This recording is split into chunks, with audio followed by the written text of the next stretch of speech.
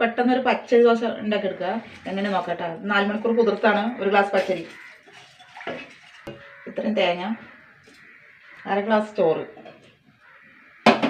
വെള്ളം ഒഴിച്ചിട്ട് അരച്ചിട്ട് വരാം. നന്നായി അരയ്ക്കണം. മാവ് അരച്ചിട്ട് വന്ന് കുറച്ച് ഉപ്പിട്ട് കൊടുക്കുക.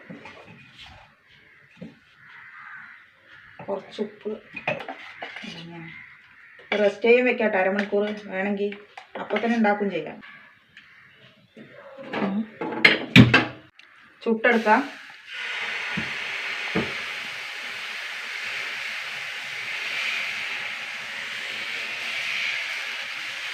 നല്ല ടേസ്റ്റ് ആട്ടോ അങ്ങനെ ഉണ്ടാക്കാം. കുറച്ച് നെയ്യ് ഒഴിച്ച് കൊടുക്കട്ടെ. വേണമെങ്കിൽ നല്ലെണ്ണയിലും കുഴപ്പമൊന്നുമില്ല. നെയ്യ് ഒഴിച്ചൊരു ടേസ്റ്റ് ഉണ്ടാവും. മറിച്ചിട്ട് കൊടുക്കാം. നെയ്യിൽ നല്ല മണം.